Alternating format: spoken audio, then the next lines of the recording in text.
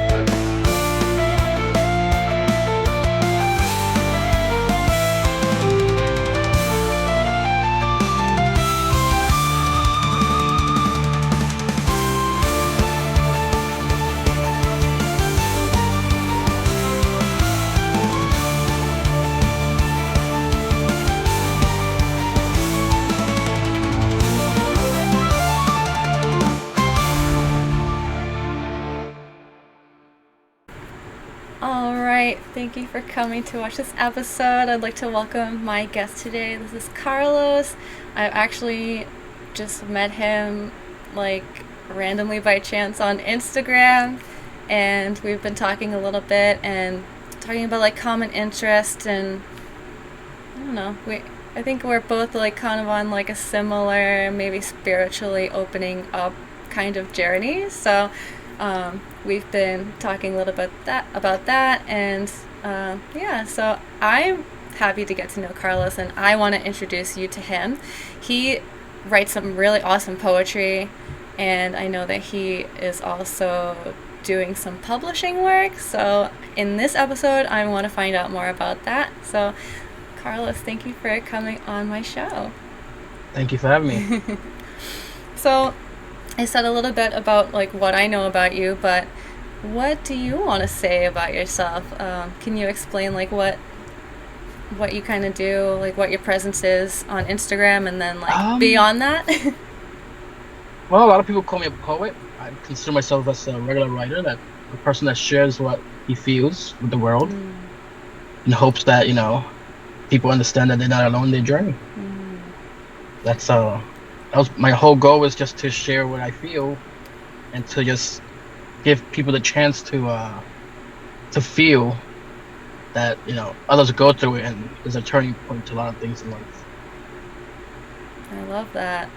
So you get like your initial like wanting to share what you feel, and then like so I kind of wonder like what were like how did you get to the point where like you decided you want like or well, you said decided you wanted to share, but like what were the steps you had to take, or like what did you open up to that like took you to the next level of like actually sharing that? Well, I think it all started with well, we'll just start from there. When I received a divorce from my ex-wife 9 years ago, and as anybody, they'll go through a separation with their spouse. They get into this emotional state that they feel lonely, and a whole bunch of feelings come to them. So I needed something to vent, and to express what I was feeling. And it was one day I was writing these quotes on Instagram, and I was sharing it, but it was just little quotes. And one day I shared a piece of mine that was more like a more focused on what I really experienced in that moment, and a lot of people resonated with it. And from that day forward, it's just I kept on writing and writing stuff that I was going through, and it just got me to now. And after that, it was like I was telling my friends, I was like, I want to write a book, and they were like, "Oh, why? What you gonna write in the book?" I'm like, I don't know. I just need to write a book. It was a feeling that I had to write a book, and they're like, "Oh, but you need a topic, you need a theme, you need this, you need that." And I'm like, I don't know. I just have to write something. I have to write a book. There has to be something. And so I looked online, and I went to one of those publishing companies that publish books, and I paid a hefty fee to publish my book, very big fee. And but thank God that it sold pretty good. The first book sold real good. But that's not even the thing. Is that when I published the book, I was like, what else? One of my friends told me like, okay, you're immortal now. I'm like, what do you mean? He goes, your word's gonna outlive you. You're gonna die. It's still gonna be there. Yeah. That's kind of true. I'm like, wow, I never looked at it. And then I started getting a lot of feedback. So I said, you know what? I started looking into it to publish my own books, and I think it was in 2018. I decided to open my own company to publish my own books, and I did. I published my second book on to this eighth book that I'm now my own company, and I just haven't turned back from there. Now I published others too. I help them publish. I do not charge the fee that these crazy publishing house charges. So that's another big thing. It's more I want to get the people to express what they feel, because a lot of people can't afford to publish a book, but they want to publish, but they have good content, but they just can't afford it. So I guess that's why I step in the way, help them create that. That's such a beautiful thing. Like you went through that experience, and now you want to offer like an easier pathway for other people. Yes. That's so cool. And there's a lot of people that do it. I mean, there's a lot of people that do it themselves, and that's fine. As long as you get your words out, that's what even matters. But if some people can't get their words out there and they don't know how to, I'm there. I help them out. I love that. Yeah. So cool. Yeah, so, what do I want to go off of that? Well, okay, I guess I'll just go into this. Like, I love to write. I don't know if you've seen, like, any of my, like, I've done, like, a couple little posts on Instagram where I write my thoughts, or, like, my downloads, I call them sometimes. So, like, do you feel like a lot of your writings are, like, downloads from spirit, or do you think that it's kind of just, like, an intuitive guidance that you get? I think it's more intuitive. Mm. Funny, because sometimes, um, mostly everything I write, it's because I've experienced it. But there's another percent that I don't experience it in life, but as I write it, I'm feeling it and experience it, and that's how I share it. So when the readers read it, they feel it as how I felt it when I wrote it. I don't know if that makes Ooh. sense. Yeah, definitely. So, a lot of people say like, "Oh, but did you go through that? You're not a female. You're not supposed to go through that." I'm like, "But when I wrote it, I went through it. I felt it, and I was like there when I was writing. I cried and Yeah. everything. So yeah, I felt it. I know what I'm talking about. So I think it's more intuitive. Mm-hmm. It depends on the topic of what I'm reading about. You know, like if you talk about love, it's more like it's more intuitive. It's more like a manifesting. You manifest what you want. It goes on like that. Yeah. So, and I haven't read a lot of your writing. I've seen a lot of like short form stuff that you post, but is that mostly what you focus on? Do you do any kind of long form writing? I do long forms, but not a lot of people like to read it. So.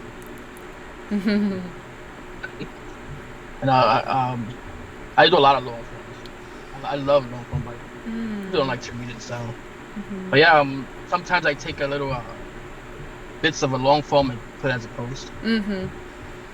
Yeah, it kind of sounds like how it goes with the podcast almost. Yeah, Because yeah. people don't like to usually sit down for like 2 or 3 hours if I end up making it that long. So yeah, Oh, I love it. I do too. I Yeah, I do love too. it. I love to sit and watch. When I was hearing your podcast, I was driving to work listening to it. I got on my break, listened to it. I came out of my break, listened to it. I came back home driving, listening. Listen, Oh I wow. just I love it. Yeah. Wow, thanks for boosting my views. I noticed like actually, well, I don't know if this is what is the word? Taboo. Is that the word even? Like to talk about, but like I noticed that like my views are picking up a lot. So That's good. thank Yeah. you for contributing to that. Yeah. So are you. I do feel really good about it, and I'm excited about where this podcast is going. But back to you. So, so kind of more back to like the long form. Like if that's something that you said you really like doing, do you think that's something that like you'll continue to do more like short form stuff, like in order to like make it more possible and more doable for you to share more of your long form work? I don't know. It really depends. You you set your mind when you're writing. You already like you feel like all right. I'm heading towards the end of this post already. So you already know automatically when to stop. For some reason, that's how it works. It's something in my mind that I already know when I'm going to stop. So I have to do a turning point in that post in the piece to make it stop. But there's some instances that I just keep going, and I'm like, oh, I can't put the post. I can't even put two posts up on this. But nah, I mean, I'll go both ways. Long Okay. form or short form. Yeah. All right. So I think that I feel like a lot of people share this feeling. I mean, like I know, like I feel like humans like we naturally want to express ourselves in some kind of way, like either writing or some kind of art or just like any other way that people would want to express in the world. So, what would you say to someone who like writes a lot? They really want to share what they have, but sometimes like maybe they're nervous to just take the next step and find out like how to proceed with that. Like, how would you help motivate them, and then what steps would you tell them to take to share their Well, work? what is their goal? That's the first step. What is their goal? Do you want to publish a book? Do you just want to get recognized of what your writing is? Do you just want to be popular? It depends on the goal. If their goal is to write a book, then it's gonna go down to you're gonna build your audience. You have to have an audience. You can't. Anybody can publish a book and will it sell? No. You have to build the audience for it. When you build the audience, you're gonna have a lot of negative and positive people in there. So I mean, you can't have everything positive if you don't have you can't be all good. You're gonna have to have the haters. Yeah. That's nature. That's how it is. Mm-hmm. But if you have haters, that means you're doing something. That's a good point. So yeah, if you have everything good, or something's gonna be wrong. It's either something's wrong. So you're gonna have to have people that don't like your stuff, and that's fine. I mean, that should give you a push to exceed more. But it depends on the person to go. I would suggest just build the audience up and share your work on the social media as much as you can. Nowadays, with the whole algorithm on Instagram and Facebook, it's hard to get followers, but just gotta keep grinding, keep going at it. So I think somebody once told me when I started, they said you have to build your soul tribe first. Once you have your soul tribe, they say once you have your soul tribe, everybody else is following. But you have to have your core soul tribe because those are the ones that are gonna back you up. Oh wow, that's something that like I maybe haven't considered, and wow, I think I don't know if you saw my most recent episode, but I've kind of building my soul tribe right now. I feel like consciously, and that's kind of, well, I guess I feel like maybe you have different evolutions of soul tribe through your life sometimes. Absolutely, yeah. Yeah, but I guess, yeah, that is important to be supported. Everybody comes into your life for a purpose. Yeah. Some of them will stay there for a long time. Some of them just for a day or two or a minute and leave. But they all have a purpose. Yeah. What it is, we don't know. But we'll learn as we go. What was their purpose? Yeah, but I remember in 2017, somebody told me, build your soul tribe. Get your soul tribe together. They're gonna back you up. They're gonna help you go beyond it. And I think that's what happened. And that's how it is. It should be like that. Yeah, awesome. And I feel like that's just planting the seed for you too. And when you consciously, that's one of your stepping stones, kind of. You know that's what you need to get to the next level. Then you're consciously making that happen, and that is really powerful. Just to consciously be aware and then have that intention. That makes everything come together so much more. It's like you have to build your foundation. So in order to build your foundation, you need people that know who you are in a deeper level, your soul tribe. But once you build that foundation, you build up. Are you an anime fan?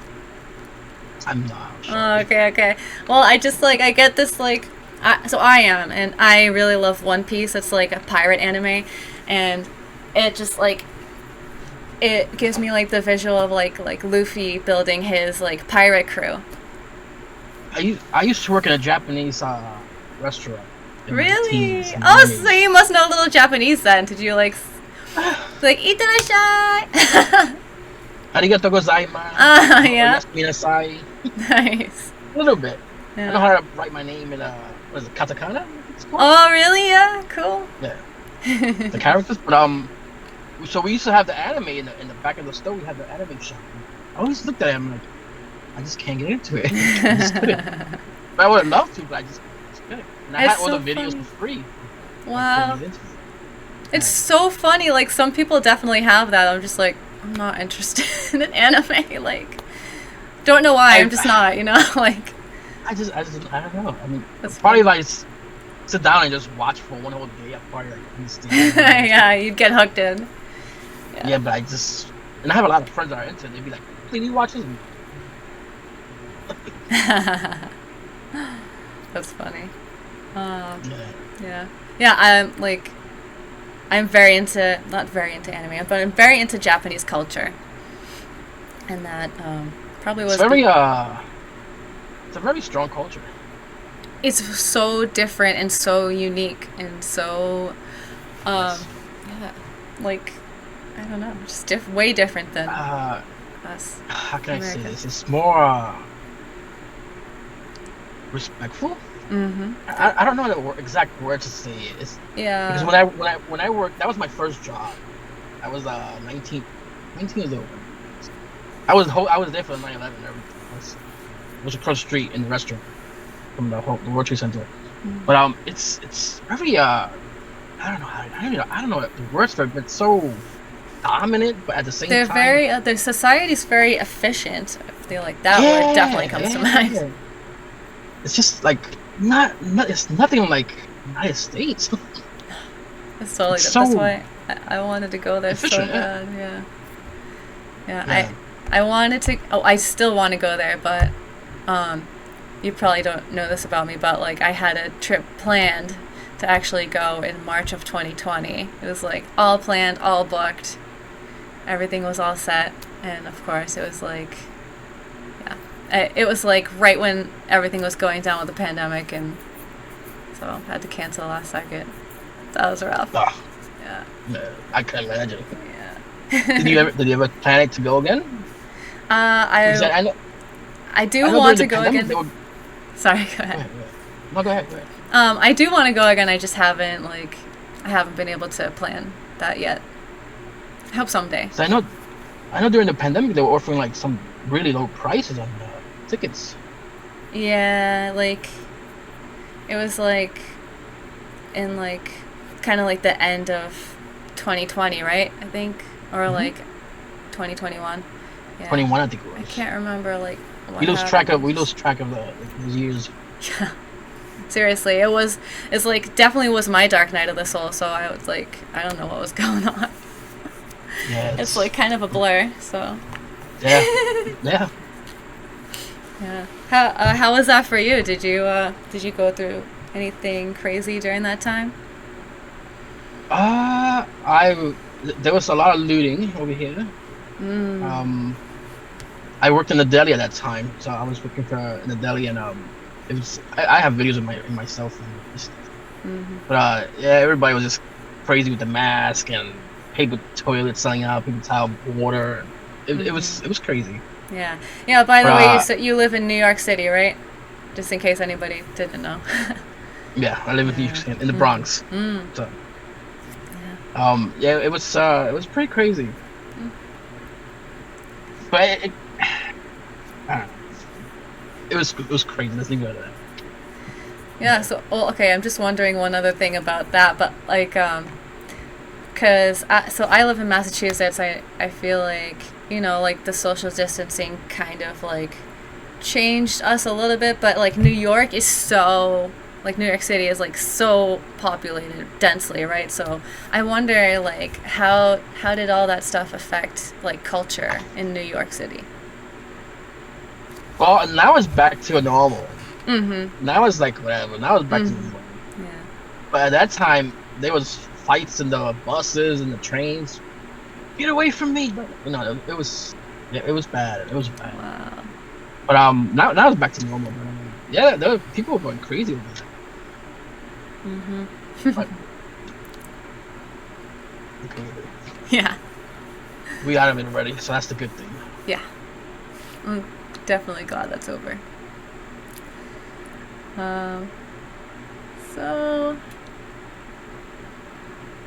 So you said, okay, so I sent you some like pre-interview questions, and I wanted to like kind of get into what you answered a little bit. One of your answers was you mentioned that your enjoyment comes from seeing others enjoy their time in my surroundings. So for me, it's like what would interest you. So do you like? I don't know how. What do I want to actually ask from that? How do you like spend time with your soul tribe? And how do you enjoy time with them, or how do you enjoy people enjoying their time with you? Well, my soul tribe, wow. Or like your friends, or it's a handful. Yeah. My soul tribe it's a very small group. I was in Chicago last year, and I visited one studio at his house.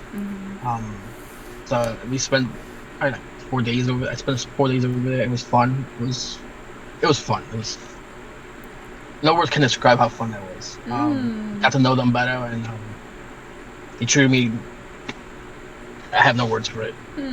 But with my regular friends, go to bars, restaurants, talk. That's about it. I'm not a club person, stuff like that, so I don't do that. With the family, same thing. I go to my family's house, my cousin's house. We have barbecues, and he has all his friends over, and we just hang out there and just talk. Enjoy the company of everybody. Last month I was in Honduras. My stepfather's from Honduras. Oh, nice. Yeah, so I visited over there for the first time, and it was real fun. They could party. Oh my god, they could party. Their party started at 7 p.m. and ended at 4 in the morning. Wow. Yeah, they could party. But it was fun because it was just family and family friends, and it was fun. I'm not a dancer, so I was just standing there videotaping and laughing, enjoying it. But that answering that question came to mind because my cousin, she asked me, she goes, "Oh, why you don't dance?" And I told her, like, I enjoy watching you guys having fun and enjoying yourself. To me, that's my enjoyment because I see everybody getting together and enjoying the time together. I enjoy that. Like that's fun to me. Like I'm living it right now just because I'm seeing you guys happy. So I'm happy because of That's so sweet. Wow. That's how that answer to that question for me. Yeah. Wow, cool. It's like the joy of observing joy, like the joy of joy. That's so cool. Yeah. I love it. Yeah. How about you? How about me? Well, I think I saw you singing, right? I do sing, yeah, and I saw that. I also sing in Japanese. So Wow. I studied the language a little bit.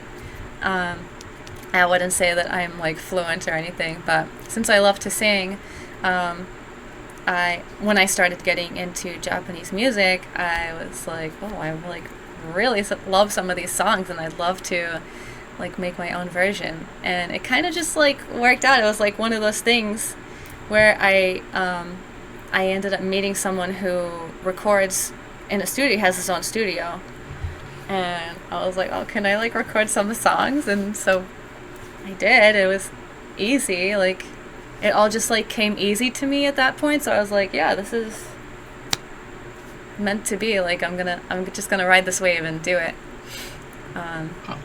So that was really cool. I think I've got like 6 or 7 cover songs up on a different YouTube channel than this one. Okay. So, and I usually put the link to that in the description of all my videos. So if anybody wants to look up my music, that's in the links in the description. There you go. Yeah. So, yeah, I do some English songs too. What's your favorite Japanese dish? My favorite Japanese what? Oh, dish? Oh, I do love to like play in the kitchen and make different like Japanese foods, but like there's so many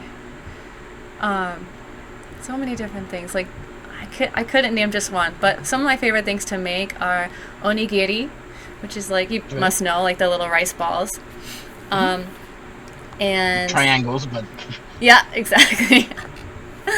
And oshiruka, which you might not know. That's like I don't think that's really like something they would serve in a restaurant, but that's the only like thing you have to do to make it is like squeeze a tube of red bean paste and like heat it up with some water, and it's like red bean soup. And then you toast rice. I was just talking about this. Like rice cakes, I think you would say, like these little square rice cakes you can order on Amazon, and they blow up and get like chewy and squishy, and then you put it in the soup, and it's like, oh, it's so good. It's like a dessert though. It's like rice cake. That's the imitation crab, correct? Nope. So imitation crab, that would be like the fish cakes I think you're thinking of, like, you know, with the little spiral, right? Yeah, those go in ramen. That's what I'm thinking, like cake. Yeah. Yeah, but rice cake is kind of like mochi, if you ever had that. Okay.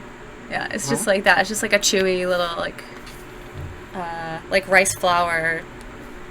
Gets all, like, chewy and sweet and like yummy. Tempura. Tempura. I don't actually know what like.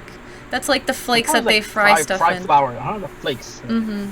Yeah, I don't know actually if that's made with rice flour. It might be, but I don't know. Probably is. So, yeah. I guess those would be my... And I do like sushi too. I really like salmon.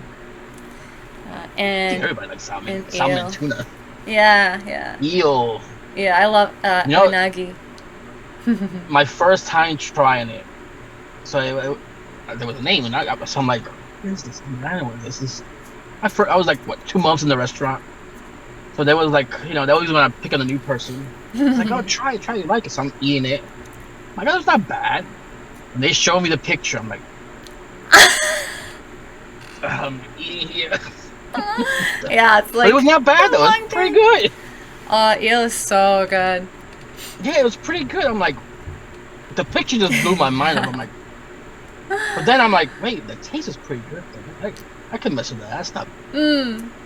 Yeah, that's funny. I feel like I've heard a few different, like, first-time eel stories. I have a best friend who we love to get sushi together, and she will never eat eel again because one time, well, probably the first time she ever tried it, she, like, found a bone in it, in her bite, and it was like, she, like, had the piece in her mouth, and she, like, pulled a bone out of her mouth, and it freaked her out so much that she'll never eat eel again. I mean, it happens. Yeah. Yeah, no. Some people just get, like, really scarred by experiences. Yeah. do you like the bentos? I don't know if you're familiar with that one. Bentos, yeah. And I have a couple, whenever I used to, like, go to, like, work at a regular job, sometimes I pack a little bento box for myself. I have a couple little cute bento boxes, so, yeah. And I would make... Yeah. The, like, little egg omelet things, the tamago. Those are good. Yeah. Those are good. Yeah, so I had a lot of fun with cooking. It's like you said, it's a unique culture. Mm-hmm. Yeah. So let's see what else. Okay, yeah. So we originally came in contact because you sent me, or if you want to talk about this, if you don't, I'll just take it out. But you asked me about my podcast, and Right. you wanted to know, like, maybe like some advice on like how to start a podcast and whatever you ended up asking me. I didn't review it exactly, but so is there something in the works for you regarding that, and do you want to talk about it? And I'm working on it. You are? You give us something to look forward to on that? I'm still working on it. Okay. Well, it's hard with the timing. mm-hmm. I have another interview set up. Oh. It's just hard. I didn't think you have to like give so much time to it. You really did. It is a lot. People think about, let's just make a video. No, it's a lot of things involved behind the scenes that it's a lot. I mean, if you want to make it look real good, or at least decent, you have to put a lot of time into it. Mm-hmm. So I don't know yet, but it's gonna happen. Obviously, it's gonna happen. It's gonna happen. Good. Obviously. Good. Okay, Yeah. That's exciting. Okay, so we'll follow up about that. Yeah. Awesome. Do you want to talk about like anything like you're thinking about like focusing on with that, or what makes you think about wanting to get into podcasting? Well, I want to talk with people. I want to talk to a lot of people about I want to talk to people about relationships and what do they feel and experiences and love and stuff like that. So I want to get into the grind of that. I think it's something missing nowadays because a lot of relationships is now based on short term, no longevity in them. So something I want to get into. Talk about that. So do you want to talk more about that, like how you feel about relationships, or like No. No? Okay, if you don't want to talk We'll about leave it, it for the podcast. Okay, We'll leave okay. it for We'll wait next for week. your podcast, so that will give us something to look forward to. Oh, little bait there. Exciting. Yeah. All right.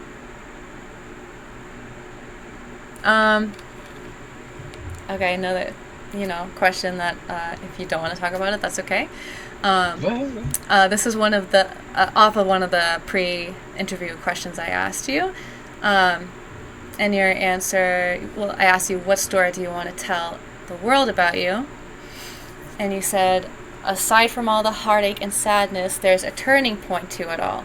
But one must first learn to step away from the revolving door of repeating same lessons. Yep. Oh, and then I did write another question off this. Have you learned this, and how? Like, have you learned to step away from the revolving door of repeating lessons? I have, but I'm not perfect. Mm-hmm. Nobody is, mm-hmm. So we always gonna take a step into that revolving door. But it's a matter of us coming out the door. So just not repeating the same mistakes over and over. And I think that's the problem with a lot of people. They just keep committing the same mistakes over and over, and they question why me. But if they were to step back and look at everything from a different point of view, they will see that opportunity is there to just step out and continue on. So yeah, but I have though. That's awesome. Yeah. What about you? Oh, well, that's something that I always say too, is that we're always, everyone, a work in process all the time. So we're always learning lessons all the time. And I think that the cool thing about this planet and like living here is that you always get another chance, and that's part of like the repeating lessons, and that's okay to like repeat lessons. I think you just repeat it until you finally like grasp like what am I supposed to learn from this, and then you can move on to the next lesson. So it's always moving on to like the next thing that you need to learn, and the next lesson. Yeah, exactly. And sometimes you definitely do like go through the revolving door a lot and like repeating it, but I mean, it depends on the person. Well, yeah, it depends on the lesson, I think, because some lessons are harder than others. It's a lot of depends on what the lesson is. Yeah, and in that too, like I always say too, there's infinite possibilities, infinite like facets of understanding. Like all my experiences are going to be totally different from your experiences. Right. Like we might have similar like perspectives and views on certain things, but it's like no two people are going to have the same experiences. So then it would be total chaos. Yeah, that wouldn't really work out very well. Yep. I think it's what they say. You always need the yin and yang. Mm-hmm. I think in everything in life, honestly, because, like we said, if everything is one way, that it's not gonna work out. You always need a balance. Exactly. Yeah. But on the lesson wise, I think if as humans, if we don't go through lessons, then we're not learning, we're not becoming wiser. Yeah. But it's all a matter of, are we gonna keep repeating the same lesson though? That's the thing. And like you said, some people have to repeat the same lesson because they won't learn it first time, second time, third time. Yeah. It's gonna take them a while to learn the lesson. Maybe even lifetime sometimes. Unfortunately, but yeah, that's how it goes sometimes. But it's the truth. Yeah. It's sad, but it's the truth. Mm-hmm. But but there is a chance that they could actually learn the lesson. It's just they really want to put their focus on learning the lesson and moving on to something else. Just next lesson. Yeah. Makes you think about it, right? Makes you think. I love it, and that's how we expand even more and learn more lessons. Yeah. It's like the extracurricular activities, right? Yeah. Because a lot of people have the chance to learn the lesson, but do they really want to learn the lesson? We don't know. Yeah. So, like you said, some people don't learn it. Anyway. That's something to think about. It just want to touch on one more thing that, like, yeah, maybe you don't want to learn the lesson, like you're from your ego perspective, but like I feel like your soul has a plan, and like these are the lessons on your curriculum, and this is what you're here for. So yeah, but your ego will definitely put up like resistance to that. The ego. Oh my god. I know. I lived so many years under that ego. I mean, we don't escape the ego. It's just how some people let it rule their life. Yeah. Instead of actually letting the soul rule their life, following their soul, following their intuition. I think that's the problem. Yeah. I used to thrive on the ego. Life was me. I was very egotastic. I like that word. But it takes an enormous pain, enormous blow to your soul to wake up and be like, you know what, this is the right way. This is the right path. I'm supposed to be on this path, in this journey, not this. Because obviously this one is taking me to a different route that I just don't feel me. I feel like I'm being led by something else. This one I feel me, peace, calm, love. This is the right path to go. Love talking about that. Okay. Let me see if I know I had another question about about me. So so I've been told, like, from spirit, and I also see myself, or I see this myself, that the writings I've been doing and sharing are meant to be and needing to be shared and seen on a massive scale, and to help guide the evolution of consciousness. For me and others who might be feeling this way, how would you guide them to most effectively get their writings published and seen in the most beneficial way? And if it's something like you could help people with, like, how would you help them?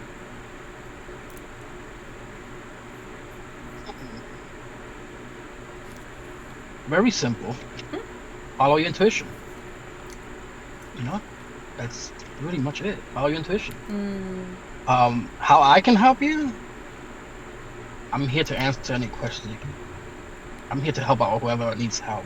I mean, I answer any question. I'm usually up pretty much the whole day.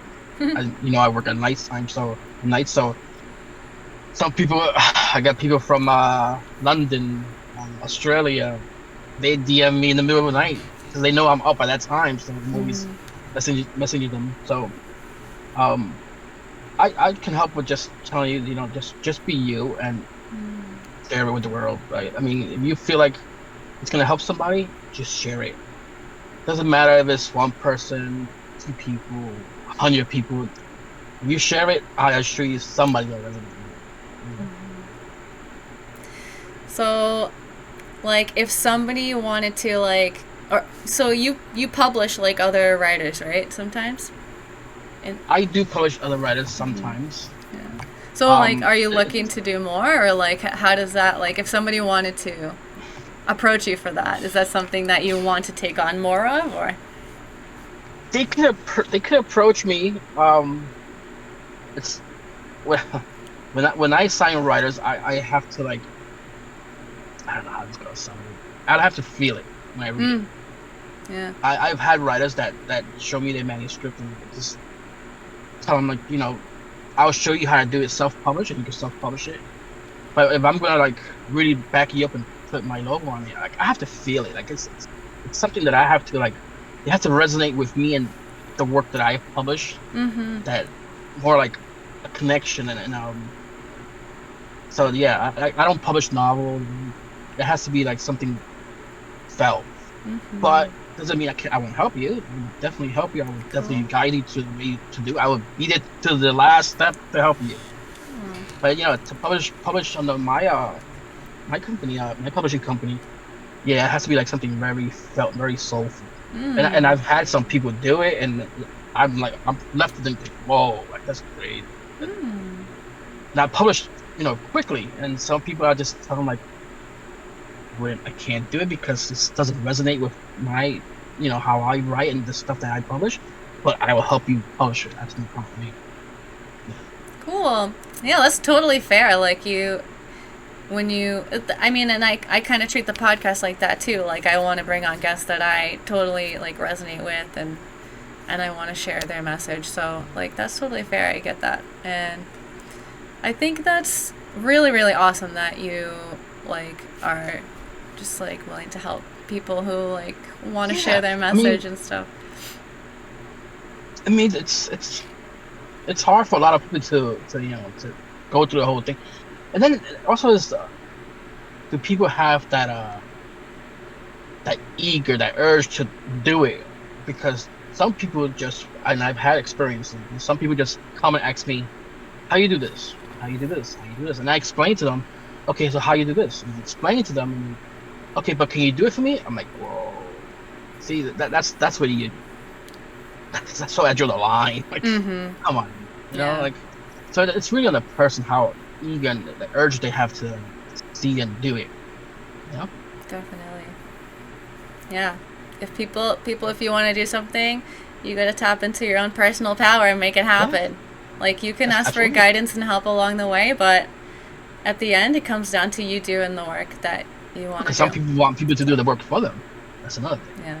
Yeah. Well. That's my message. Like you guys, like you're responsible for your own. Your own stuff that you want to put out. Do you want people to be able to find you and ask you questions, or like do you want to share, or do you want to plug any of your like socials that people can get in touch with you or view your writings? Sure. Instagram is magesoul, magesoul. Twitter or X, it's magesoul1. Okay. X. What else? Facebook, magesoul. Email is magesoul@outlook.com. Website is magesoul.com. Everything's magesoul. So. But yeah, you could definitely. I'm more active on Instagram, since that was my first platform that I started, and it's the one that gave me the audience that I have now. So you can always reach me there. I'm there 24 hours. I'm definitely open to help. Yeah. What did the name magesoul come from? How was that inspired? Oh, that's a good question. That's a good one. So when I started sharing my quotes, like I told you, in 2017, I started with the page name Addicted Sorcerer. Don't joke. And so it was just so long, and I was just, it was just so long, and I'm like, this isn't, yeah, it's Addicted Sorcerer. People are into it and stuff, but I don't know. It's just, so when I started getting more deeper into my writing and actually started writing for myself, like I was that time I was just sharing quotes, like a regular quotes page, just sharing other people's quotes and stuff like that. But when I really started writing for myself, I said, I need something like that's me, and I kept on looking and looking, and I knew it had to be something with soul. So I'm like, I did so many Addicted Soul,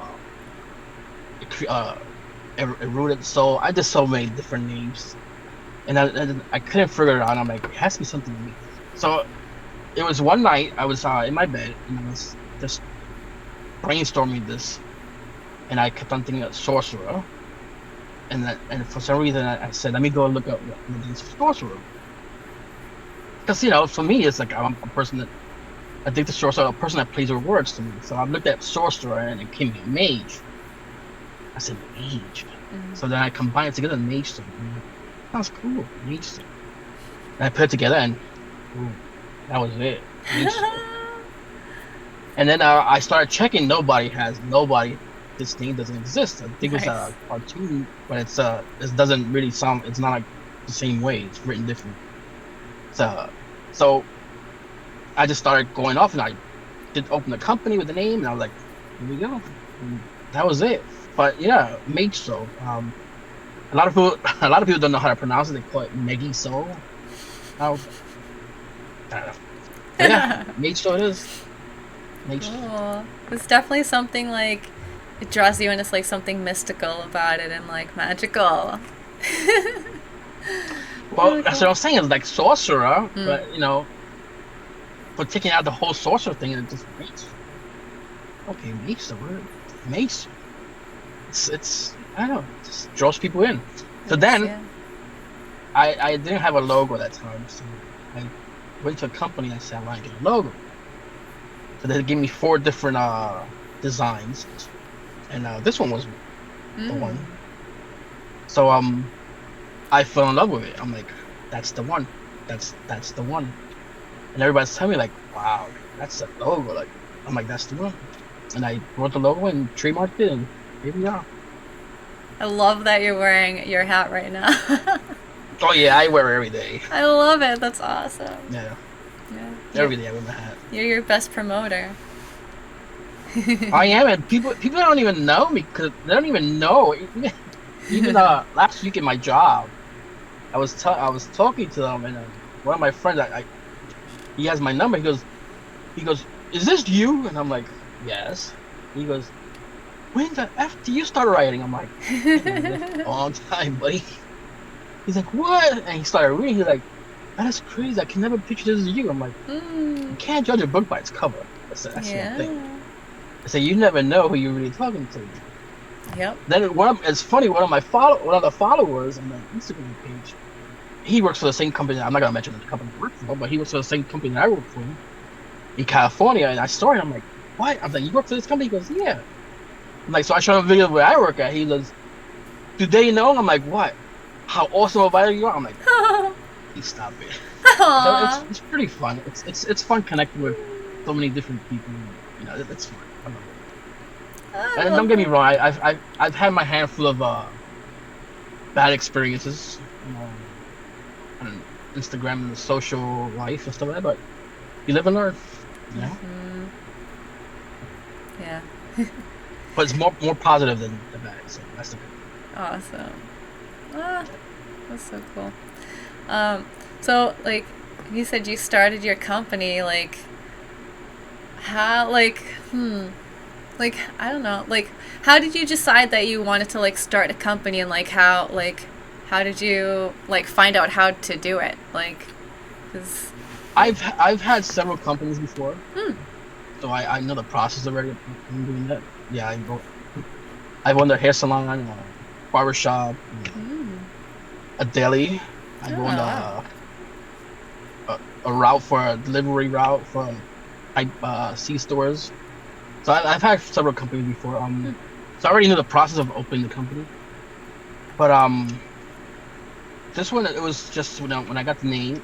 Remember I told you that after I after I purchased the first book, the the project, making my first book, that I purchased the whole program with the publisher. Mm-hmm. I said I put in my mind that I'm going to open my own company. Mm-hmm. So after I got the name and everything settled and everything, I started shifting everything to do it under my name, the company's name. And that was really my push. It's just like I'm not gonna pay this much to publish a book when I know the reality of how much it costs. Like this is just no way. Mm-hmm. Because I remember I could tell you how much I paid. I don't mind. I paid $1,300 to publish my first book, Mm-hmm. and so they'll give you this sheet of you have 25 chances to do an edit on your book. So you could do 25 corrections. After 25 corrections, you have to pay like another $350 for 25 more corrections. This is ridiculous. So yeah, so the first, and you don't even get a free book. That's another thing. So Wow. it's just like, I said no, I can't. This is crazy. Like it can't be like this. So I started, as I was still in the process of publishing my first book, I was actually looking at how do I do publishing company, how it started, so on and so on. So after I did the whole first book, I said never again. I'm gonna do it again myself, and that's how it was. I published my first book January 14, 2018, I believe it was. That's when I published my first book, and then my second book was in July 9th, 2018. And I just kept on going from there on because I had so much stuff that I wanted to share in my phone, and I'm like, I need to get this out. You never know what happened to me, so I need to get this out of the world.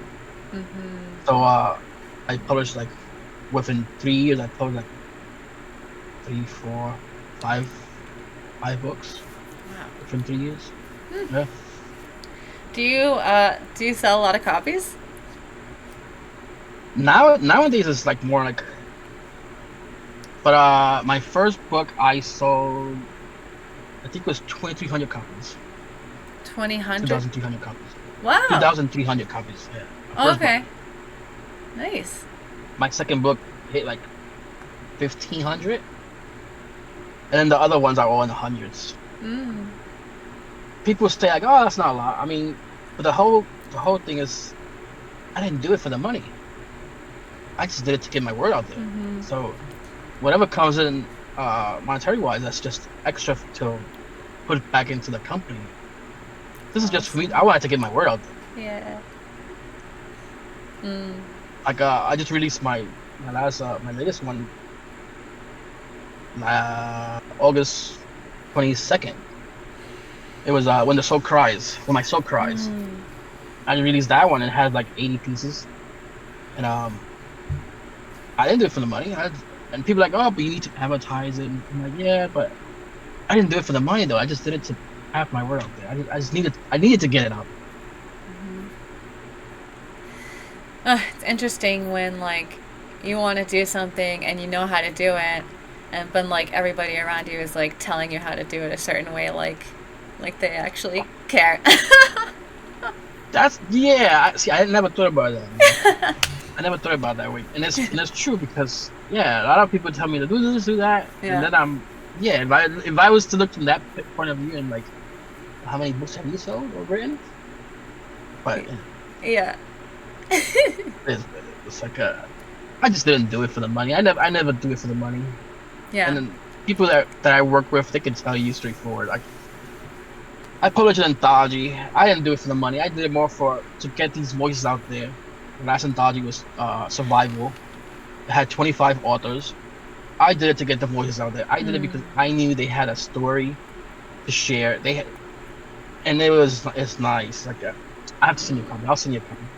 Remind me. I was just gonna say that sounds like that one sounds really awesome, and I wanted to ask you for my viewers, like if they want to buy one of your books, is the best way to just go find you on Instagram, and you have like a website that they can buy it off of, or? They could buy it off of Amazon. It's on Amazon, or you could just, if you want a signed copy, you could buy it off my website. Nice. Ooh, cool. That's awesome. But when we did survival, we had 25 authors, and they were handpicked. So the process was more like I had to I knew a lot of them, but I had to like read the stories and see their poetry and see how it is.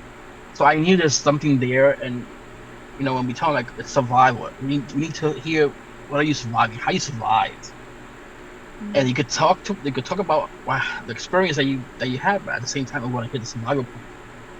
Phenomenal. It's phenomenal. You'll love it. Ooh. Oh, I'm excited. Yeah. Thank you. And we I had people talk about views. I've had people talk about lost, how that they lost a child when it's just it's very heart touching. Yeah. I think that the more like reading is really like when you're reading somebody else's like true experience and story, that like is so when you're empathizing with someone, that can really like open up your heart. I feel like that's like so important for more people to like have in this time. like have access to something like that. Yeah. Oh, that's really good. So do you usually approach all the authors that you find for these books? For the anthologies Mm. or for Yeah. publishing other books? Anthologies? Yeah. Yes. Okay, cool. Wow. Yes. So how do you find like your favorite authors to include? I have to feel it. I have Like to feel those where do you words. usually Instagram. Okay. Instagram. Yeah, nice. So I Wow. follow a lot of poets. So it's and they follow me back. Some of them, fine. But it's more of the feeling. You have to feel what they write. So if I go to their page and I feel something, and we give them, I bring it down to the illustrator and designer. Like, what do you think of this person? What do you think of this piece? And if they feel the same way, I bring it down to the editor. What do you think? You feel the same way? Because that's 3 votes. Right. Let's get this person in. Nice. So it's not just only on me, but it takes 3 of us. Yeah. Wow. And that's how he got the 25 people. But we've had lessons. We have to learn from them. So nobody, like we said, nobody's perfect. So we're working on it. Yeah, yeah. There's something that keeps coming up that I'm like wondering about, and that's like if somebody does a lot of writing and they feel really called to share it, and like, what if somebody like might be hesitant to like share their writing on like social media or something because like if you just put it on a post, like there's not really anything to stop like somebody from just like stealing that and claiming it for their own and like plagiarism. Yeah. Plagiarism. Yeah. So and like it's gonna happen. Huh? Plagiarism always happens. Yeah. It's you can't really. I mean, I know. Not that I know personally, but there's famous authors, famous poets, famous. I mean, names that you know. I'm not gonna mention the names, but they've been caught, doing that, and they'll just change 1 word or 2 words from the whole poem. It's just yeah, that's really too bad. That's really unfortunate that. Yeah, it's sickening, and they've been caught like red-handed. Like people will grab the original poet's poem, and they'll grab theirs and compare it side to side, and it's just and you're like this famous person, but it's always gonna happen. Yeah. But once it's published, I mean, Then that's a whole different story. Right. Shit. So, but on social media, I mean, everybody gonna take that post and share it and like it. And you know what? Like what? I was at the beginning. I used to hesitate because I didn't like it, but I'm like, wait, that's sharing my work. And and at the beginning when I first started, I had pages, like, big pages that were sharing my posts, and one of them actually erased my name from it. And one of the fellow writers, she forwarded to me. She goes, "Look, this community page, they forwarded they posted your piece, and they have over 3 million followers." So I'm like, "What the f?" Yeah. And they erased my name. Wow. So I reached out to them. That's good. And like 2 or 3 minutes, they deleted it. I'm like, you can't just put my name. At least I could get some credit, because they had like freaking 13,000 views, clicks on it. I'm like, you can at least put my name on it and say credit to Carlos Medina, mate. So I've been fine with that. But you have to delete it. Like, wow. Yeah, but you're gonna get that. Happens. Yeah, actually, I see a lot of like, there'll be like meme posting accounts or something like that, and they usually write in the description like, don't report, like reach out if this is like your original post or something, if you want, reach out for credit, DM for credit, right? So like, I don't know, I feel like some people, at least who like share a post that they liked, like if they don't know who to credit, like they'll offer the opportunity to like for that person to approach them and then credit them. Like kind of hope that would happen, but maybe. That doesn't. I think I can't remember the name of the page. Third Eye something. They were pretty good at it. They actually tagged me on it. They shared my post and they tagged me on it. Nice. That was like pretty much the only good page that actually did that. Other than that, it is what it is. Yeah, I guess that is like a risk that you take, right? Like if your face isn't right on there, it's like there's always the risk of like, I don't know, I mean, somebody trying to even with editing, these people, I know people that actually took my post and edited it and put in a whole different background, different everything, and said it was theirs. I'm like, seriously? That's why I never delete nothing from my page. That's Never. smart. Yeah. Yeah. Never delete nothing because I could go back and show them this was written this time and posted this time. Mm-hmm. Yours was posted at this time. Obviously, it doesn't like weeks. Mm-hmm. Yeah. Well, that was an interesting rabbit hole to go down. But yeah, I mean, I guess it's something that, like, you know, I guess I've been a little bit curious to talk more about, and yeah. No, that's good. I mean, you really can't do nothing about it. Yeah. It's gonna happen. It's gonna happen. Mm-hmm. Hey, if it happens, at least you know your work gotta be good for them to be doing that. Yeah. You know? That's true. That's an encouraging yeah. side note to make. I mean, even when they did that to me, I'm like, what else can you do? I'm still gonna publish my work, so I don't care. Mm-hmm. Yeah. You could go ahead, share it, say you wrote it, whatever. I'm still gonna publish it because I know I'm the reviewing this. Mm-hmm. Worst case comes to taking illegal action, but it will never get to that. Mm-hmm. That's childish. Mm-hmm. Yeah. Yeah, it's yeah, actually, okay. So like I wanted to get a little bit more into like the themes that you like to write about. I know you write a lot about love. Do you consider like spirituality a lot in the things that you write? Or like what other themes do you like to write about? I don't know. I'm still in that whole journey of spiritual life. I feel like I'm here for a purpose, if that makes sense. Mm-hmm. Sometimes I can't tell you what's the purpose, but I feel like there's a purpose of me being here, and that's to one of them is to share what I've gone through. Another is to open the eyes of other people that that we all gonna go through a lot of painful moments in our life, but pain is a universal language. Everybody feels it, and the way I feel it and express it is probably gonna be different. But as my hopes is that other people know that there is there's a way out of it, but yeah, like I said, my writing is more intuition wise, but I feel like I connect with a lot of people on a different level, and it's not more like a physical, it's like a 3D form. It's more a spiritual form. People, like I said, people like to judge others by by appearance, or judging a book by its cover, but you don't know what they are deep inside, what they've gone through, what they experience, or how evolved are they. Mm-hmm.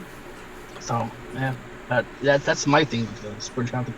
I'm on a journey. I know I'm on a journey. I'm just working towards that goal. Yeah. So that makes sense. Yeah. Well, do you know what the goal is, or is it just something that like you're like? I'm just on a journey. I don't know. I just keep feeling that my thing is to share with others. That I don't know. Usually when I'm around people, everybody gravitates towards me to talk. They want to vent. Oh. I don't know why, yeah. But I have so much. They just want to vent, and I've quoted so many times because I just stand with them and I have and they just switch the topic and like, oh, but I experienced this, or but I come to this, and after we talk, it's like I could see they let a weight off their shoulders, and I'm like, maybe that's my job in this world, to just help people heal from the experiences they've gone through. Because people would say they're healed, but if their subconscious is not healed, they still have all that trauma repeating and going in their mind. And people don't understand that. So subconsciously they're not healed, but sometimes it's just not talking to other people. Sometimes it's just shut up and just listen. Just listen, and you're gonna see how much healing you're gonna help. How you're gonna help them heal. So I think that's my job in this world, to help others through their path, through their painful moments, and I'm just absorbing it all, and because I know how to let it go. I mean, I know how to, so I'm fine with it. I could pull all the negative energy towards me, and at the end of the day, I'm gonna be home and laying it all out. So don't worry about me. As long as you're fine, I'm fine. Oh, wow. That's how I feel. Oh, My job is here. that's really beautiful. Because I was gonna ask you a question in between, but then you answered it before I really got to ask you. But just to say what I wanted to say was, I was gonna ask you if you feel that heaviness after they unload on you, or do you transmute it? But it sounds like you have a natural transmutation. Yeah, ability. And at the beginning, I didn't know how to do that. At the beginning, I would feel all this pain, and I would talk to people, and it's funny because I could just talk to people through a DM, and I could feel their pain. So I would feel this pain. I feel this heavy on me, and I would go home and I'll stay in my room, and I was just like, I don't know what the hell is going on. But someone once told me, they were like, you have to just let it go. I said, what do you mean? They goes, it's not your pain. Why do you keep taking it in? Take it, let it go. And I'm like, well, how? And they said, well, you should know how to do that. You're freaking, you're a Scorpio. You should know how to let this go. You know how. You're master of this. So I'm like, really? And they're like, yeah. Really? just the way you take it, let it go. So one day I tried it. I was talking to somebody that was telling me this whole experience with their ex-husband, and how they were abused and stuff like that, and I felt that pain, but when I got home, and I'm like, okay, this is not my pain. This is not your pain. It's not my pain. She feels better. You should feel fine because it's not your pain. That's it. And that was it. I felt so light. And after that, it's just like everybody just comes up to me and talk, and even in my old job in the deli, my boss would get pissed off because he'd be like, why everybody want to talk to you? You're the psychologist people. What the hell's your problem? Everybody want to talk to you. I'm like, what you want me to do? And I could give you my boss's number. He'll tell you funny stories. He'll tell you everybody will go to the store, just vent on call and talk to me. And I'm like, I can't do nothing about that. Customers that come and buy a sandwich and they just want to just sit there and talk to me. I sit there, but stand there and talk to me and tell me their whole life experience, what's going on, what's happening. And I'm like, okay, no problem. I feel for you. I'm sorry. But when to leave. Once they leave, that whole thing left too. The whole energy left because I didn't feel anymore. That's how it is. Yeah. That's awesome. Yeah, you're just consciously aware of that, and I mean, it's like a magnet. You know how to deal with it. It definitely is. Yeah, you pull it all in, flip the magnet around, push it back out. Wow. Awesome. Yeah. That's so beautiful. And you actually already answered one of the last questions that I usually ask everyone, which is how do I word it actually? What are you here for on Earth? Not to do, but to experience. So yeah, you've already seen some of my episodes. So yeah. But I think you already answered that question. So maybe I'll go on to the next one. So sure. What can we expect to see from you in the golden future of humanity? What is your role in our transition to higher consciousness? I don't know how to answer that. What is yours? What's mine? Well, actually, I just answered this in my new episode, but I'll answer it again in a new, fresh way. So, what is what can you expect to see from me? Yeah, I feel like my purpose is kind of evolving still. I feel like it can evolve and change. So I feel like I do have a important role to play in elevating consciousness. And I think that a big part of it is being involved in my own local community and opening up space for people to come together and learn how to express their authentic self. And I have like a big passion for shadow work and like going into the shadow of myself and like just explaining, like talking about my journey with that. And I feel like the more I explore about myself, the more I am able to like articulate that process to people. And it's funny, like in my episode about me, like I talked like a lot about that, and I actually felt like I was in like a almost like a therapy session where I was like actually pulling out new shadows and like experiencing them in the moment. That was really cool. But I think that that is a really big focus for the collective going forward. Like we're in a time of mass awakening and shadow uncovering, and I believe that it can be a less uncomfortable process than it would be like if you're unconscious going through it. Like if you have somebody guiding you who has been through this, like I feel like I have a way to help guide people and make it like less uncomfortable for people, because it is always kind of uncomfortable getting into your shadows and like finding out like, well, like the biggest one, like your dark night of the soul, when you go through and you kind of realize that like the world around you is not what you thought it was, and this life is not what you expected it would be. But sometimes that can be really dark for people. I mean, it is dark when you lose your ego. Like you have the death of the ego. You lose that ego perspective, and it just doesn't make sense anymore.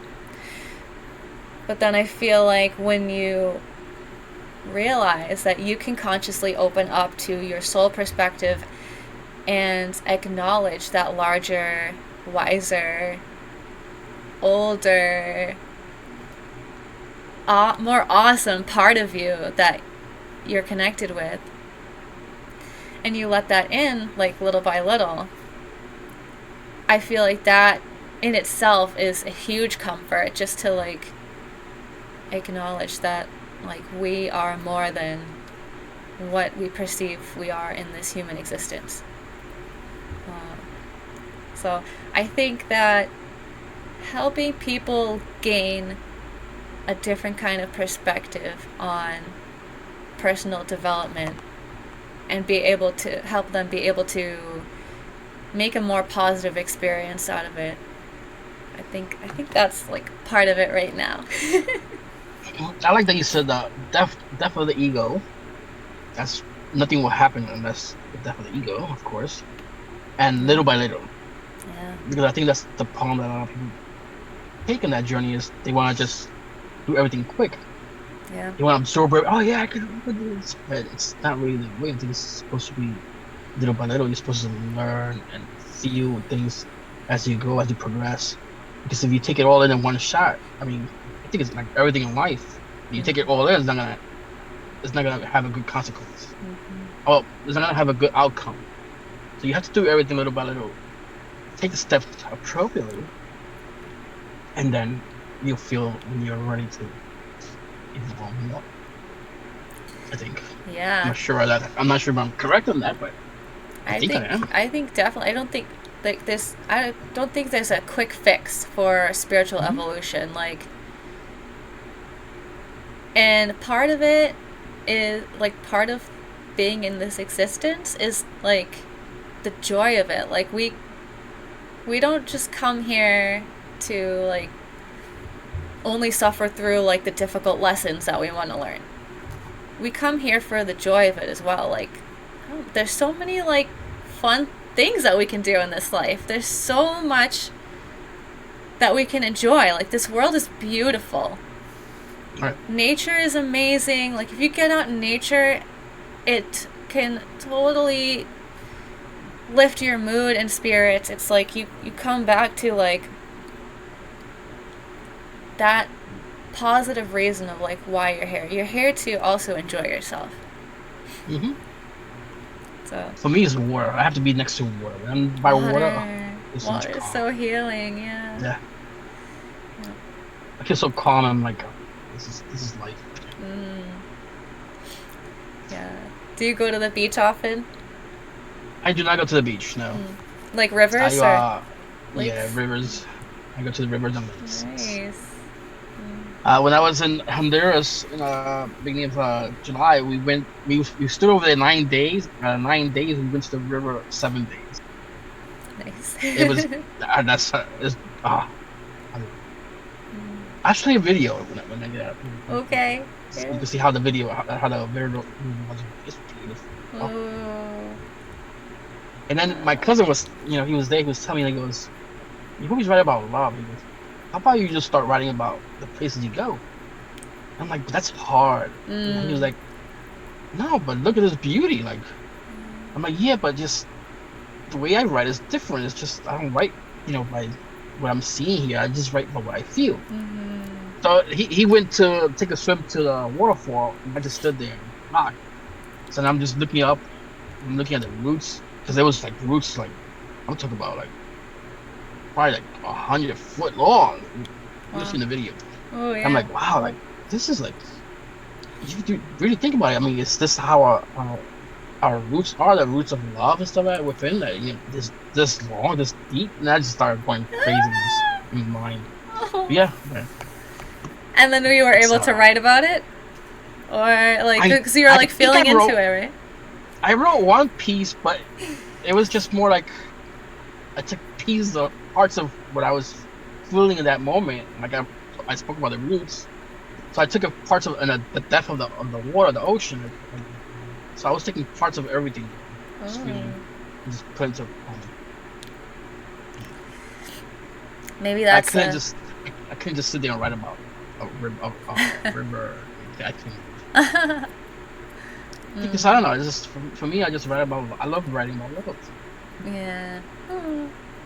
I mean, I think I said it once. Love hurts, but it also heals. I wondered. I don't know if you would be prepared for this, but I was gonna ask if you would want to read one of your poems on. Oh, I don't like reading my poems. No? You can go ahead and read it. I do not like reading. Okay, all right. I like hearing people read it because it shows me how they resonate and how they read it. If it's dumb. So I like hearing that. All right. So if you want to read it, you can go ahead. All right. Maybe I'll. Oh, okay. Yeah, maybe I'll do it now. Do you have one like you would prefer me to read? Just anyone? Nope. You pick one. Just go ahead. Just glide through and just pick one, whichever one. All right. Let's see.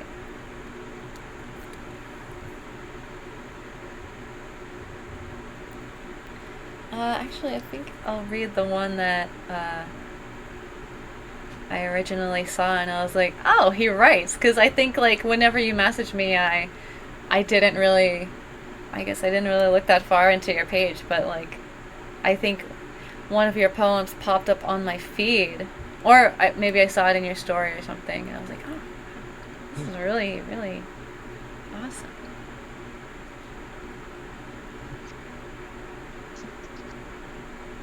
Oh, okay, here we go. This is the one I read first that I really, really liked. I want to connect with you, beyond our telepathic connection, beyond our sacred thoughts. Open up like a lion's mouth, awakening my soul to your vibration. The time is getting closer of our meeting. Your energy is growing stronger every day as you seek more within. Find me in the depths of all waters as my soul walks on fire. Come to me. You are a manifestation of my soul. You walk this earth knowing that your spirit lingers in my thoughts. You felt it the way I have felt. And now it's time to follow your intuition. Come, let's build this endless foundation of destiny and fate. Ooh. I'm gonna clap because I like it. It's so nice. Thank you. So, do you want to talk a little bit about like what you're thinking with that one, or like what inspired that one?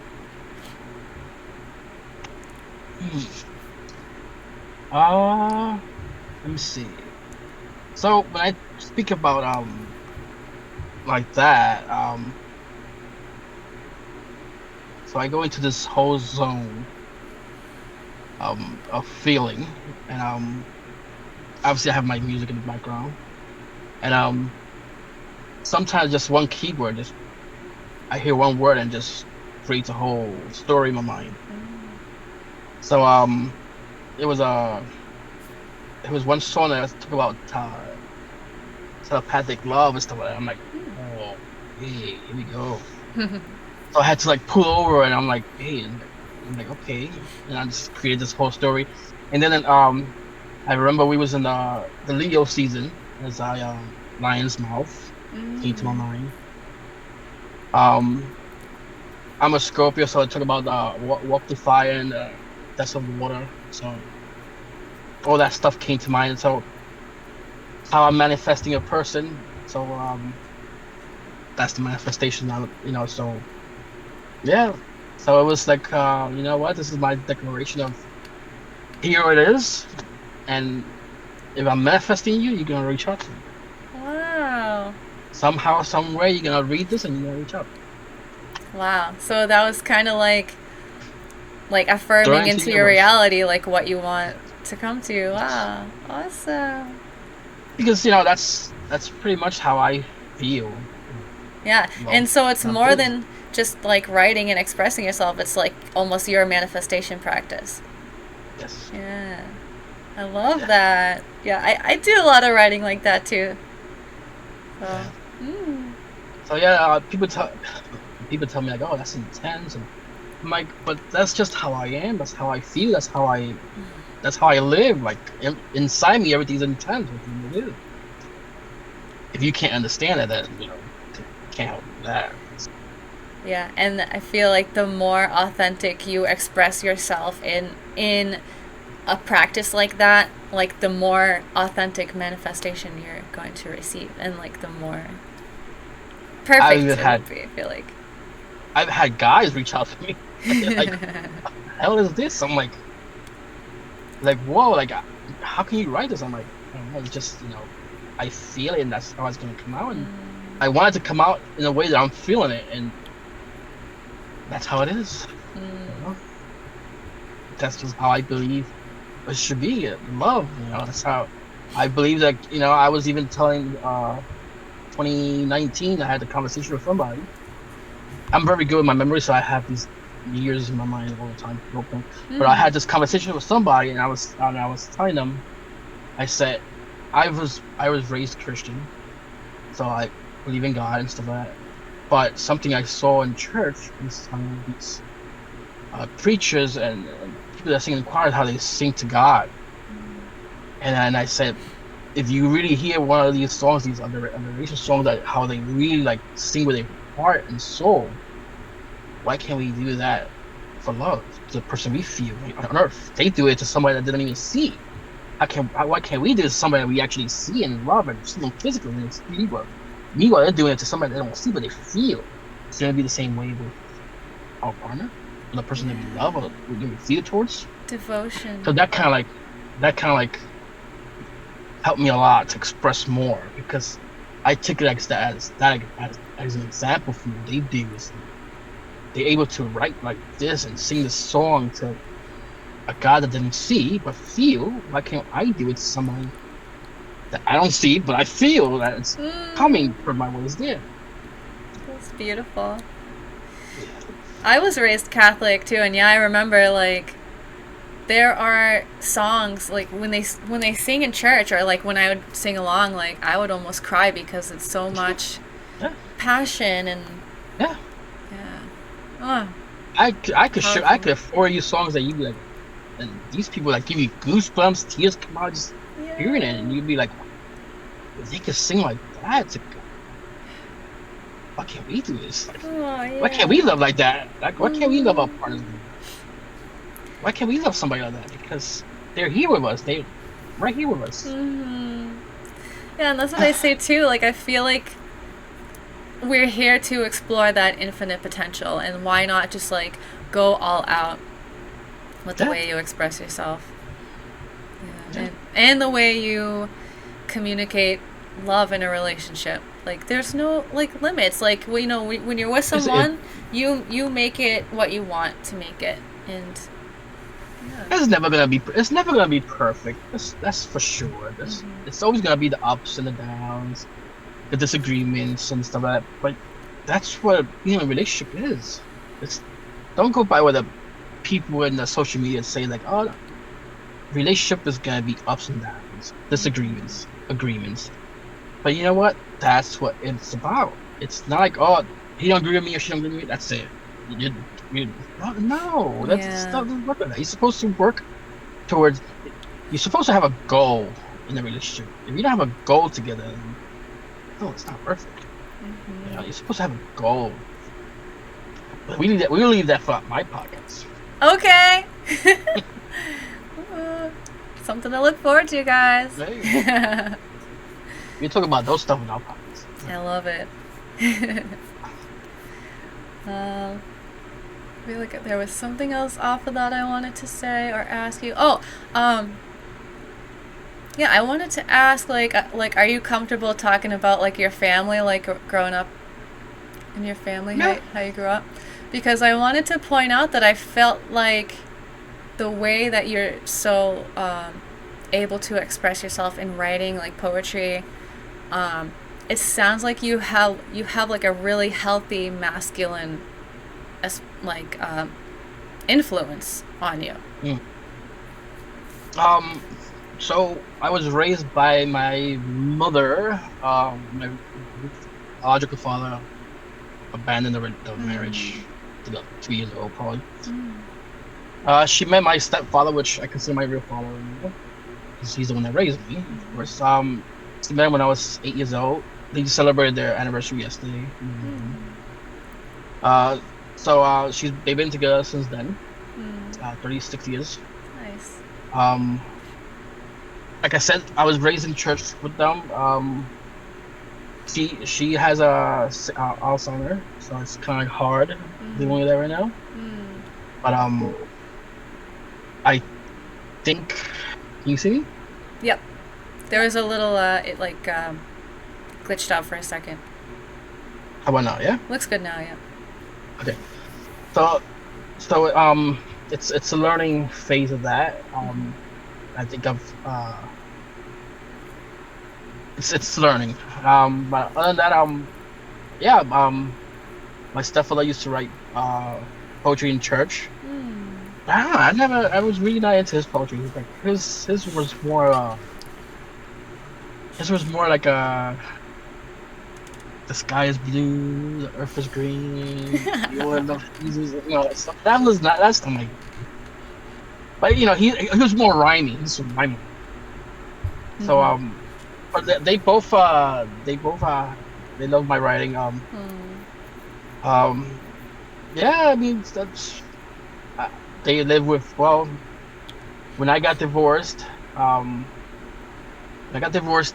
he had lost his job afterwards, so we moved in together, and we've been living together since then because my mother got sick. So it's just I'm helping. It's just me, him, and my mother. My brother. Oh, oh. So my brother, he lives with his girlfriend's soon to be wife next Friday. So Wow. yeah. So he barely comes around. But, yeah, just us three. Um, that's about it. Yeah, that was yeah, that's about it. Well, it's nice. It sounds like you have like a harmonious kind of relationship with your family. So I feel like that's Yeah, yeah, yeah. I very mean, my brother's supportive. different. Yeah. My brother's different, so it's like day and night between us. Mm. Other than that, I Mhm. mean, we're good. Mhm. Mm. Cool. But we Yeah. still get along. Yeah.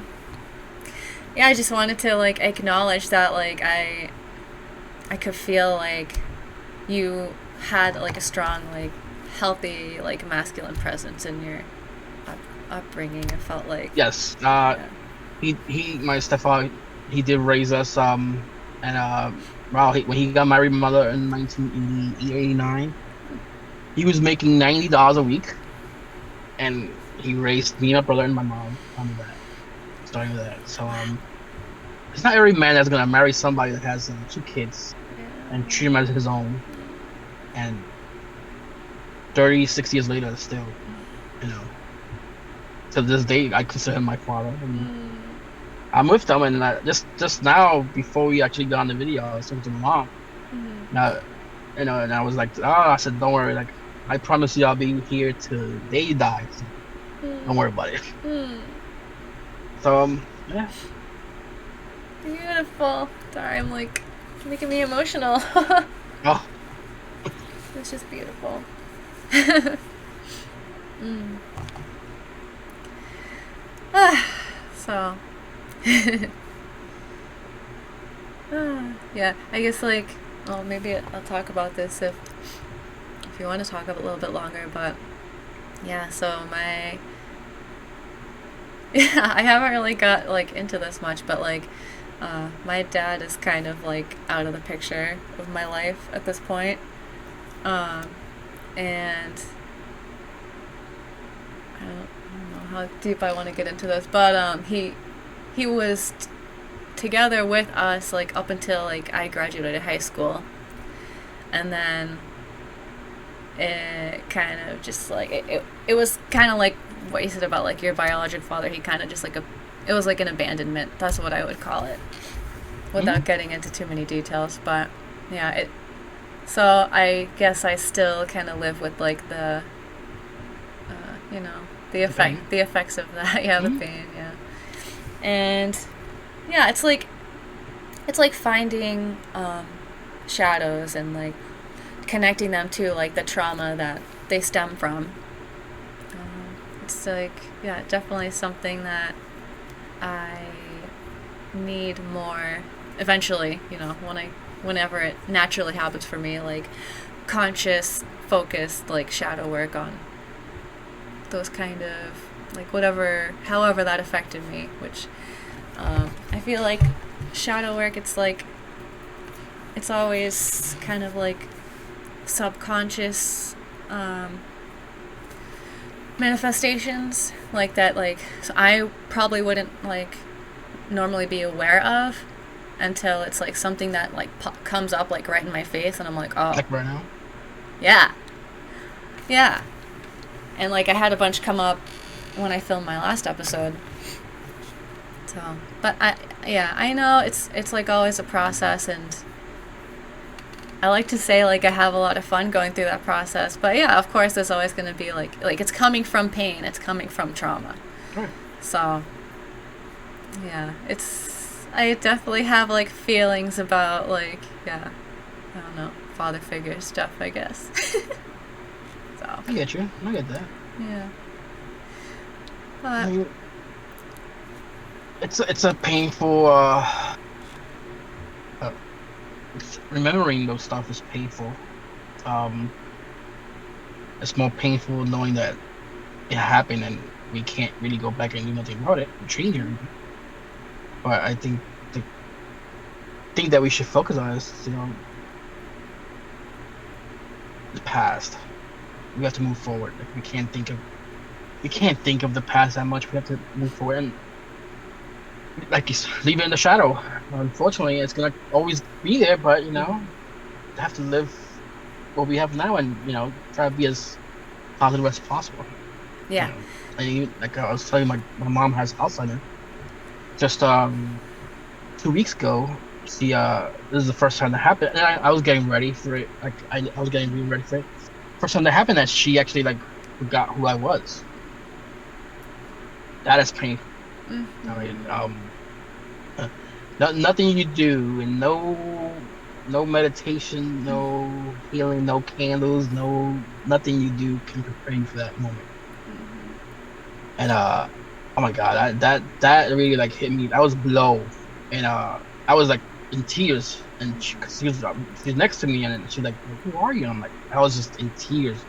Then my father walks in, and he starts crying like, "What's going on? What's going on?" And then she's telling him like, she goes, "Why nobody told me that I have a son?" I'm like, Oh God.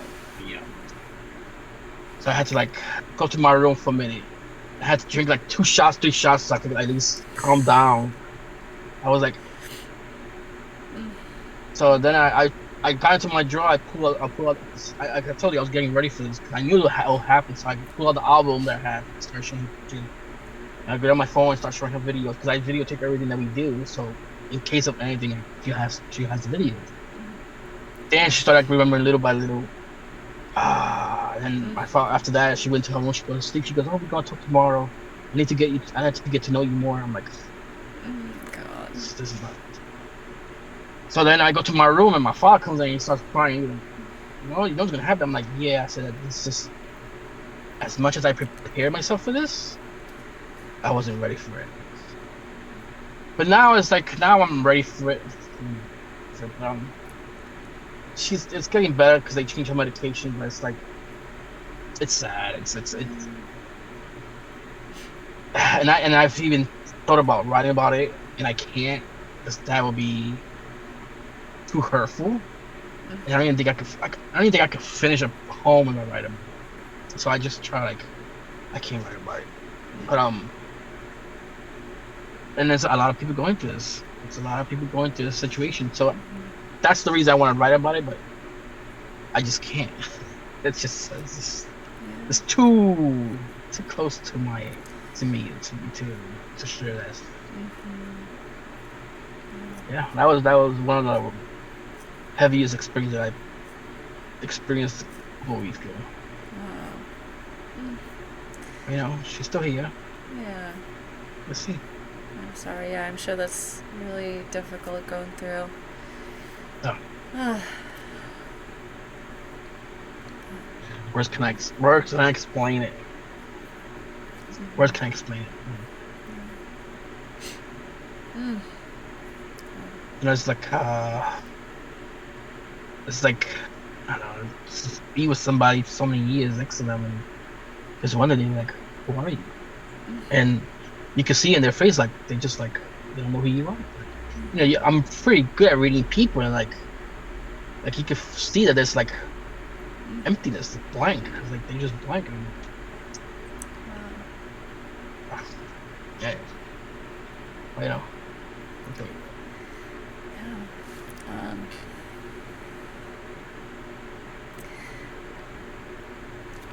I don't. It's like I kind of want to like ask you more questions about that, but I don't want to like make you uncomfortable. Yeah. Or, push it. So can we move on to the next question if you'd rather do that. Go ahead. All right. So, what's your highest, brightest vision of the future, without worrying how to get there? That's a real hard question to answer. Yeah. I don't know. What is yours? Hey, wait a second. That's how you got out of the last question. I answered it. That's true. I don't know how to get it. I don't know how to answer it. Well, so like when I answered it on my other episode, I prefaced it by saying, yeah, this is a really hard question for most people because we're mostly immersed in this 3D reality and we see all the shit going on around us and everything's kind of very vivid, and it's like when you like really look out in the world, there's so much contrast, and it's extreme. Mm. So like when that reality is so apparent around you, it's hard to imagine something that you would think is a positive for yourself or for everyone. But I feel pretty optimistic about the future, I think. Like, I hope that we can accelerate it, but I feel like like I kind of mentioned, like, I feel like humanity is on, like, a huge awakening path. Like, we're on a very accelerated awakening journey right now, I think, and it starts with the shadow uncovering. And when people uncover their shadows and like have the courage to look at them and see them and evolve from them, that's how we expand and move forward. And I feel like if I do my part, and there are millions of people who are also doing their part, wanting to like live their soul path, their soul purpose, I think that things are going to work out, and I think that we'll be able to guide this generation and this this soul evolution in a positive direction. And I feel like there's a golden age coming, and like we have to usher it in, but I really feel that like things are like we're coming up with a lot of shadows right now. We're seeing a lot of shadows being uncovered, and there are people like me and like other people who I admire who are like ready to address these issues and correct them, and people are willing to work together, I think, to find better solutions to our issues, and just like bring community back together to support each other. Okay. Well, that's what I think is like most important, and that's I feel like I see the future being more like close-knit community based, because I think that's important, and close-knit community, and then we can expand outward and like have a more harmonious like bigger communities and like internet communities and like a world community. Okay. I'm thinking about that. So unity, you want more people united. Yeah. And also more like tolerant of everybody kind of working things out in their own ways and not like trying to control other groups. Like I feel like when a small community comes together, they can work together to like decide what they all want, how they want their community to be, and like since they become like so close knit and functional, like somebody from outside is not gonna like come and tell them, oh, like force like all kinds of like regulations on them, because like they know what they're doing, like they got this, you know. So I could see like small communities like that, and like at the same time coming together like harmoniously and like sharing our diverse our diverse like solutions and ways that we work things out, kind of.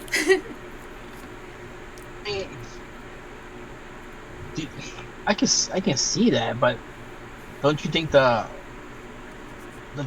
stuff in the 3D world will affect most of it now? So Community and stuff like that, and commitment and stuff like that. So I see like the whole 3D reality evolving. And there's a lot of things that are holding us back, a lot of shadows that are holding us back. And the way that we evolve from that is seeing the shadows and like working those out, and not like eliminating them, but like learning what they are and how they affect us, and how we are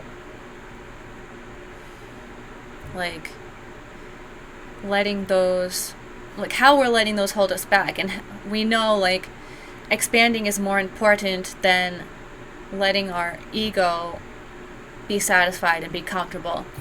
So once we like work on those shadows, it's like we want to move past that. Like there's a lot of things that are in the way that we want to move past. So I really feel that that things are coming together. I don't necessarily, like I said, I don't know how it's going to happen, but there are pieces in place to organize this. True. I think. Yeah. From a higher perspective. That is true. Yeah. I mean, sometimes it takes just. I gotta see this. So, sometimes it takes one person from this community to evolve and grow, and the universe would connect them to this other person, this other community, and that's how it just starts building them, and they'll share the knowledge and bring it back to their community and get their people to evolve, and it just keeps growing. Yeah, I can see that. Yeah, like networking. See that. It's like, yeah. Mm-hmm. And like there's so like everybody networking in a higher frequency. Yes, I love that.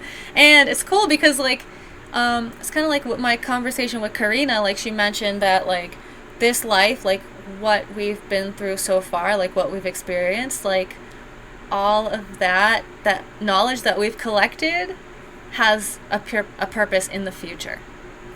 So like if you are really good at like actually like specifically networking or some other kind of like business feature, like, and like other skills like are just gonna like mesh together and form this like mosaic, this beautiful like compilation of skills that like you just happen to form into this like perfect position to do this work, whatever work that it is that you are meant to do. Yep. I can see that, yeah. Okay. Do you want to add anything about your highest, brightest vision? No, okay. No. Okay, alright. Nah, it's just, I mean, I just want to be an instrumental to whatever is needed for me to be. Yeah. So if they need me to share the love, and that's what I'm going to do. Wherever I could be to help, that's what I'm here for. Yeah, that's beautiful and that's true. And we don't need to know the whole picture. We don't need to see the whole picture. We just need to do our part in that. Yeah, I sometimes so whatever. Yeah, sometimes I think big and I like to see, and I want to see like, I want to like, what's the word? I want to get a vision for like what. I want to envision something beautiful, and I want to like, this is why I ask people this, because I want to get people starting to like envision a beautiful, hopeful future. And yeah, it's not like we have to see and predict the whole thing and how everything's going to work out, but like just having some kind of like positive perspective, I think is helpful to people in a lot of ways, and that can help other people envision something hopeful and beautiful for themselves if they couldn't before. Yeah, I mean, you asked me 10 years ago if I'll be writing and talking spirituality. I'm like, no, that's not me. I'm like, whatever, get me out of that stuff. But yeah, after my whole thing, you know, with my divorce, that was my whole blow to my soul. Just being divorced. After that, it's like I woke up and I'm like, wow, it's a whole something different. I wish people would feel more, because people don't want to feel. I just wish people would just feel more and just close their eyes and just feel, just it. Just feel, and you're gonna understand what it is to allow your intuition to guide you, because it's it's powerful, but yet it's beautiful. And it's I don't even know how to. It's rarely wrong that you get me guys to the wrong way, because it's usually the ways it's meant to be if you allow it. But we just have to one by one show them and be an example to them that it's possible. Yeah. They just have to close their eyes and feel. Yeah.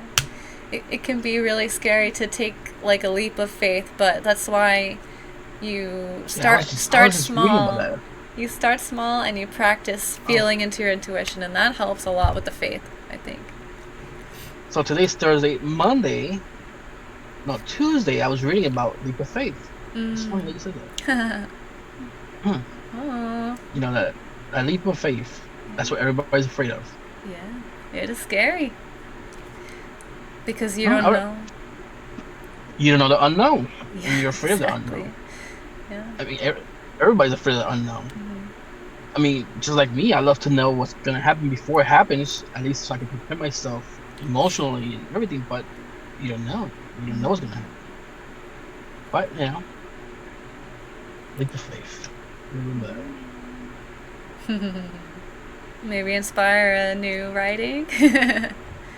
Maybe, because 3 times I heard leap of faith this week with yours. Leap of faith, so maybe.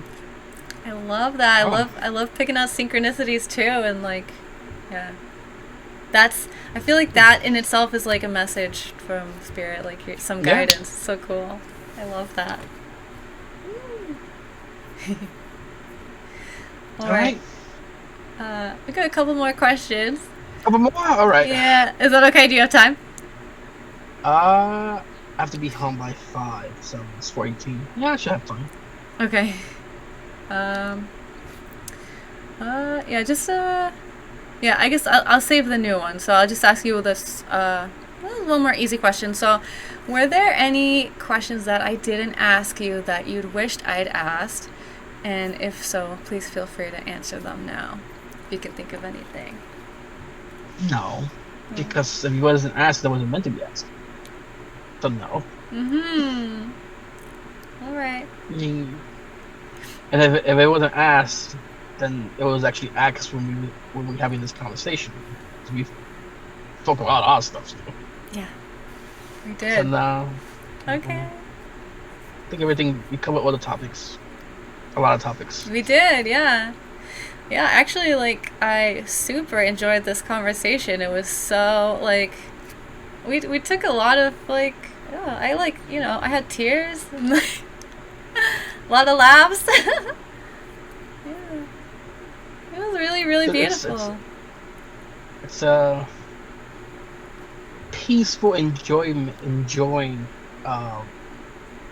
conversation, interview, whatever you guys want to call it. I mean, and I like it. Thanks. Yeah. Well, so I guess we could conclude now, and I'll just say thank you so much for coming on my podcast, Carlos. It was like I just said, I had such a fun time talking to you. I'm sure that my viewers are gonna love this conversation, and I am sure they're really excited to find your books because they sound awesome and your writing is awesome. Thank you. Thank you. Yeah, and I love. Yeah. And I love what you're doing in the world, and I'm so excited to see what comes next. But yeah. It was a pleasure. Thank you, and we have to do it again. I would love to. Yeah, I would definitely got to do it on your platform when you get that up and running. I'm so excited. Yep. Yeah. Thank you again, and I'll send you the book. Yay! Survival. Thank you. Yeah, and don't forget the river video. I want to see that too. The video you told me about with the roots and in Oh, yes, Honduras. yes, Honduras, yes. Yeah. I was like, wait, they never video. Yeah. I'll send it to you also. I know. Yeah, All right. I'll do that. Cool. All right. That's it. Be safe. Thank you so much, Thank you. and talk to you soon. Bye. Bye, Thank you. viewers.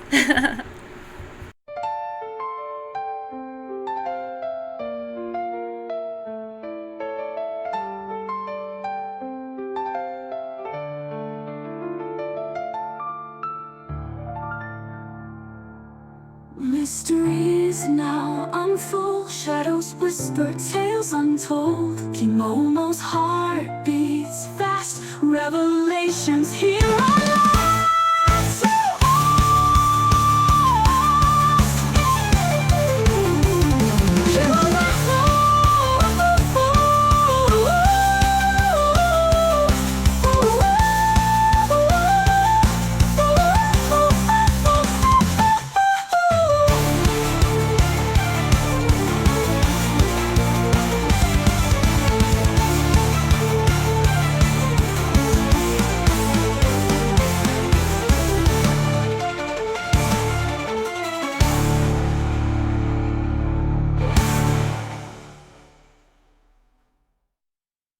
Sit down for like 2 or 3 hours if I end up making it that long. So yeah, Oh, I love. I do too. I, I I do love too. it. I love to sit and watch. When I was hearing your podcast, I was driving to work listening to it. I got on my break, listened to it. I came out of my break, listened to it. I came back home driving, listening. Listen, Oh I wow. just love it. Yeah. Wow.